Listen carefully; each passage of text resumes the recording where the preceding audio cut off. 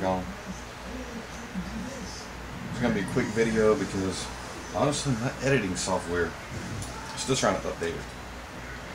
I don't really do too many videos if you see my past and everything else. And I'm trying to upgrade it a little bit. You know, there's only so much you can do with Movie Maker, and that's horrible. If anybody's ever had it, can't use it, crap. So, quick video today, not too much long on it. I wanted to go through some things we've been seeing about in the past, and the evolution of portable systems. And we had to start off with PlayStation 1. Everybody knows PlayStation 1, the old one. You know, everybody knows about. Let's see, PlayStation 1. There you go. All right, PlayStation 1. Well, everybody knows that whenever they were updoing it, just whenever they decided to try to make a portable one, back when I was in the military, my buddy and I would have played this one out in the field, but that PlayStation Portable with a screen. Spent many hours playing Tomb Raider out in the field. Tomb Raider 1, 2, and 3. You know, having fun out there. This one here, I just got it back working. It was blown fuse. My problem, it was actually fine, and I was trying to build a battery pack for it. I got my voltage wrong. That was me being stupid. One thing I didn't know about while I was in the military, it came out with another system. I didn't know how to screen for it. And I think this is because of aftermarket from Intech. GameCube with a thing. This was usually sitting over on my display back here and everything else, but I pulled it down so we can get a good look at it and see what we're talking about here. So, but, you know, I never did know that beforehand, you know, well, I always knew about this because before I ever did that, long before I was ever even adopted by my grandparents, a buddy of mine had this. And it was, he had a black one and everything else. And, looks like I left it on because the battery's dead on it. Yeah, I've got a story on this battery. I'll playing a Little Mermaid. Nah, I'm not actually playing it. I got it the other day and cleaned it. But back to the story. A friend of mine was had one and he had Sonic for it, and every time I turned around the batteries were dead, so we never could really play it, you know. And it was not his fault. We were all broke. We didn't have much money, you know.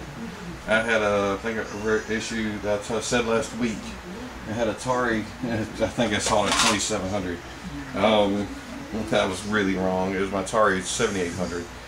Right there, you know. Well, that's not one of the games. I have to get the shadows. This is my workstation. All my lines are focused down here, down where my hands are, which you cannot see. But so you're just gonna deal with the lights from now on. Just give me for a second. Anyway, this is my desk. I got a friend of mine gave me a whole Alvin and the Chipmunks for the Wii. Everybody wants to play that one. How about High School Musical for the Wii? I was just boogie myself down to that one. Talk about boogie. It's on my age right there. Boogie, I guess. Nah, if you look down on the desk, they got everything from soldering irons to desoldering guns to, you know, and believe it or not,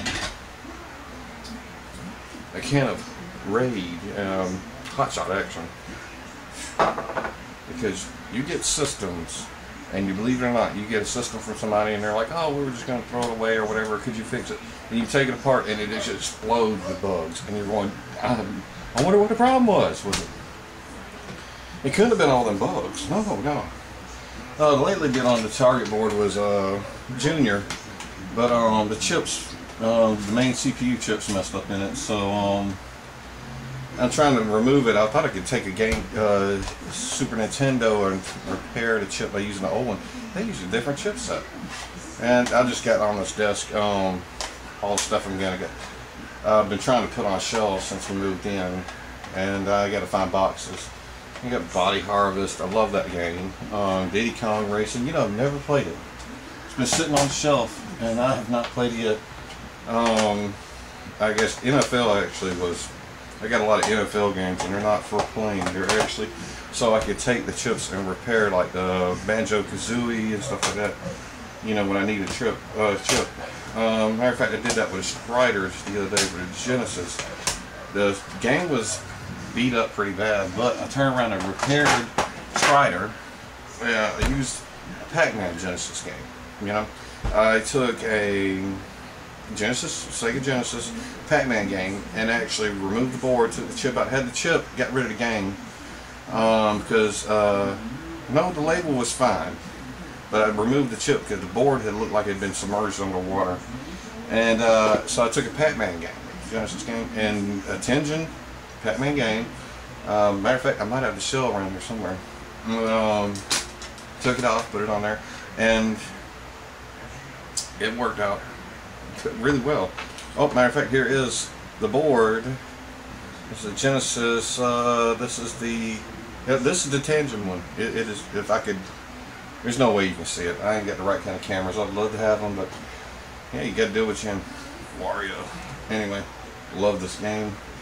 Oh, what we were talking about though.